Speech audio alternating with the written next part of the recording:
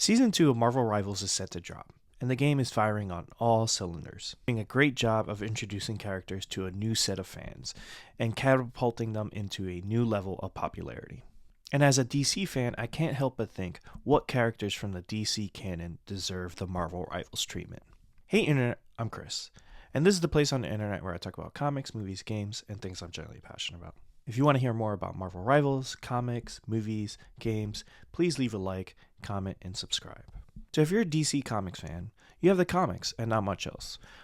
Back in the day, not to sound like an unk or, old man yelling at clouds, when Marvel was having the comics going well or the movies, as a DC fan, you'll be like, well, they don't got the animated movies, they don't got the animated series, they don't have the video games we have, like Batman Arkham and all those things. But sadly, that is not the case anymore. It sucks we don't have things like the animated movie universe that did a great job of highlighting certain stories. And then also the DC animated universe, like when I was growing up, Justice League Unlimited was the perfect platform to highlight characters that may not be Batman, Superman, or Wonder Woman. And Marvel Rivals has done such a great job of spotlighting certain characters. You look at Jeff the Land Shark, Squirrel Girl, now with Emma Frost. Characters that, yes, maybe had their fans or were popular, but now are on a different level of popularity and hit the mainstream. And the game has done an even better job of the MCU of highlighting the comic stories that made these characters great. This has inspired me to talk about characters I'd like to see get the Marvel Rivals treatment. Now, this isn't necessarily like, hey, they should be in a Marvel Rivals style game. I've already made a video about a potential DC Rivals, but this is more about, hey, what characters deserve the spotlight the same way a Jeff the Land Shark has gotten, the way a Squirrel Girl has gotten, the way an Emma Frost has gotten. So let's dive in. First, I'm going to go with Zatanna. The way Emma Frost is booming, the way Scarlet Witch was booming, not just in the video game, but also in the Marvel Cinematic Universe and her rise to popularity. I think Zatanna would be the perfect character to kind of get a spotlight. And, she's appeared in, obviously, Justice League Unlimited. You've had her in Young Justice. She's yet to appear in anything big live action-wise. She may have appeared in some DC live action show, maybe, but I think just she's a character I love. I own her first appearance. It's probably like my grail that I own. And I love the Paul Dini run. Paul Dini, obviously co-creator of Harley Quinn. DC and Warner Brothers have tried to get a Zatanna project off the ground previously. And then also she was going to appear in the Justice League Dark movie that they were developing through J.J. Abrams. And I think Guillermo del Toro was developing one at one point too. She's just a great character. I just love magic. The supernatural realm of the DC universe. I think she's a character that looks great. Obviously her design is iconic and will really, I think, if she had the opportunity, it'd put her in a new status. Obviously, the value of my first appearance of Zatanna, Hawkman 4, would go up, so that'd be great. I just want her to have her moment. She hasn't had that. Right now, she has a series at DC from Jamal Campbell, which has been fun, but I think she deserves a lot more. And she deserves a bigger audience, a bigger fan base, and that moment. Now we're going to stay on the supernatural realm of DC and go with Dr. Fate. Now, I think it is a crime that Dr. Fate was in the Black Adam movie and looked as good as he did, and it was wasted on a movie that obviously changed the hierarchy of the DC universe for the worse. Well, could be considered the better since it flopped and it made DC consider, we don't go forward with this and we just reboot completely and create the new DCU. Now, we won't know if it's for the better for sure until Superman comes out, but I have a strong feeling that it is. Dr. Fate, I think, is a cooler character than maybe a Doctor Strange who's had 2 movies and obviously is in Marvel Rivals. And again, when you watch Black Adam, I think most people walked away from that movie being like, man, Dr. Fate was really cool. And again, that was one of the hardest comic book designs for a costume ever. I think, honestly, it's probably the best Dr. Fate design, comics included, animated series included, video games included. They were in Justice too. So I think it's just a shame that that was wasted on that. So I wouldn't mind if they brought back Dr. Fate in a movie or a video game and just aped that entire design and pretended the Black Adam movie didn't happen. And it's a character that's just waiting for that moment. There's a point where one of his animations from Injustice 2 became a little bit of a meme, which is cool. And he's just a cool character and overpowered in so many ways that it'd be interesting to see him in a video game again, but more of a spotlight, whereas in Injustice 2, obviously, there's a big roster and he's not really at the forefront because that game also has a story, and that story at the center of it is Batman and Superman. And with the DCU, there's so many new animated series coming out. You have My Adventures of Green Lantern and Starfire. Why not give Dr. Fate his time in the sun? That doesn't include Black Adam. Every time I make a DC video, I feel like I have to mention Static. Growing up, I grew up on the Static Shock TV series. And I think people of my generation are always like, oh my god, Static Shock is our Miles Morales. Static is so cool. And that is true. And that animated series was Static's Marvel Rivals moment. It catapulted him to a new level of popularity and obviously left a mark on a generation of kids who still talk about that animated series like it came out yesterday. But at this point, it's been like 20 plus years since that animated series came out.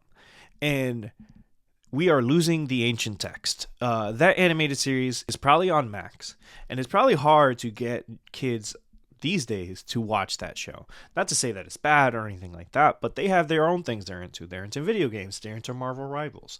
So I think it is time for DC to realize the potential of Static, which they've kind of flirted with the idea of making a live action movie. Obviously, they've appeared in the background in certain things like Young Justice, but we do need a Static Shock animated movie, animated series, video game, something to really preserve the character's popularity, because once I'm old, which I kind of am already, and I'll try to sort of preach to my kids the teachings of Dwayne McDuffie and how Static Shock was one of the greatest DC animated series of all time, but they need their own thing. And I think DC has gone too long since the last time Static has been in the spotlight. They've made comic books, but I don't think they've had the impact of the Static Shock animated series.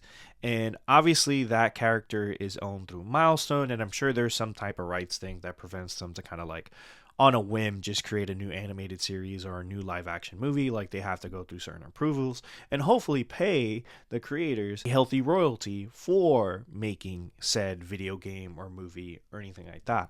But I think they should make it a priority, especially when you see the popularity of Beyond the Spider-Verse and Miles and what that character has done for this generation. It's clear that they need to realize that they've always had their own and make something new. I'm a 90s kid, and I'm always going to reference the Justice League Unlimited animated series, which is why I'm going to bring up the question. Now, the mantle of the question has moved from Vic Sage to Renee Montoya, and that's been good. The new series, The Question All Along from DC All In, has been dope. But nothing touches the arc in Justice League Unlimited where you had Vic Sage going crazy, unraveling the conspiracy of Lex Luthor. And I think in this day and age, with all the conspiracies that go around and conspiracies being mainstream, it is a crime that we don't have a question like HBO Max series, a video game. You know what I mean? There's got to be something for the question. This is the time for the question. I feel like he would be one of those characters that would have a moment, give him the right platform, and they would just catapult. And they just look cool. Obviously, that was ape for Watchmen, and Rorschach is an iconic character in so many ways. That iconography was in the Watchmen HBO series, not in a good way. But I think the question is a character that I love, and obviously that series left such an impression on me that years later, I've read maybe in total 20 Question comics, but that arc in Justice League Unlimited has me talking about it 20 years later and still makes the Question one of the coolest DC characters, I think, just on aura alone. While we're on detective-like characters, why don't we talk about Detective Chimp?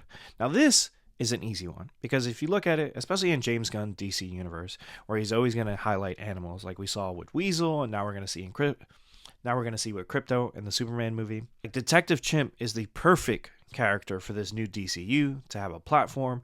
And then also, when you compare it to Marvel Rivals, look, Jeff the Landshark, Squirrel Girl, all these cutesy characters. Imagine a chimp that solves mysteries.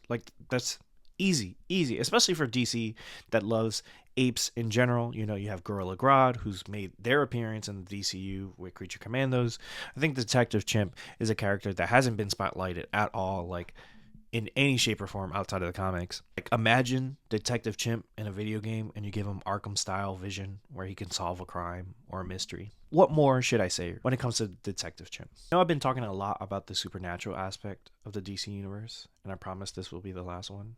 Maybe. Etrigan the Demon, again, going back to the DC animated universe, his appearance in the Batman animated series was something that left a lasting impression on me.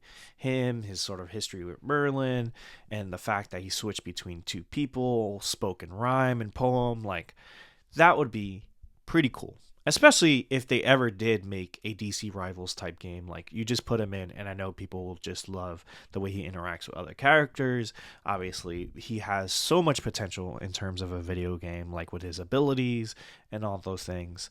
And it's just one of those characters that I feel like if you're a DC fan, he always comes up like when you're talking amongst DC fans of like, man, there should be like an Etrigan like ongoing series or an Etrigan like TV show or movie or anything like that. But just nothing happens. And even when you talk to creators, like I've had the opportunity to be able to talk to creators, and sometimes like you ask like, hey, like what would be your sort of like dream pitch or something like that. And sometimes Etrigan comes up, you know, a surprising amount. And anytime you go to the well of Jack Kirby, you're always going to be fine. And last but not least, and something I also bring up just like Static, is Blue Beetle. Now, Blue Beetle had a movie. Beetle also had a movie coming out in the midst of two strikes in Hollywood. Also, during a transition from the DCEU to the DCU with positioning executives at the studio. So it felt like that movie was received well critically, not performed the way you would have hoped financially. Now, there's been talk of a Blue Beetle animated series, but when DC gave an update of their slate, there wasn't much talk about that outside of some newer projects, which was a little bit disappointing.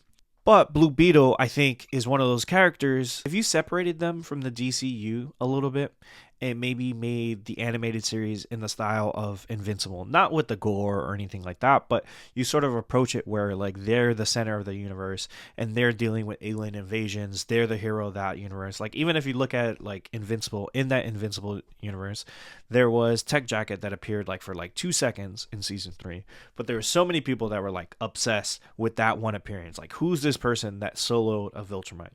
And Blue Beetle has that level of power, especially if you get the right writers to prop them up that way. And if you had put them in a game like a Marvel Rivals, and we've seen this in Injustice, like they would be so overpowered just because the way the Scarab works. You could create so many different abilities, so many different moves. And I've always thought Jaime Reyes, Blue Beetle, should be a lot more popular than he is. Growing up, you know, in the DC universe, there aren't that many Latino characters. I'm Latino, so it's cool. So I've always hoped that and wished that they were more popular than they were. And obviously, like I said, they did get a movie, but I think they definitely deserve more in terms of a spotlight of it, like a marketing budget. The movie was great. I loved it. I took my whole family to see it. We loved it. We wore matching t-shirts. Like, I supported it as much as I could. But I think DC should do a better job of supporting that character and really propping them up and giving them the spotlight that not just the character deserves, but DC will benefit from having that financial success as well. That's it. And what do you guys think? Who are some of your favorite DC characters that you think deserve the Marvel Rivals treatment? Let me know. Like, comment, subscribe. Peace.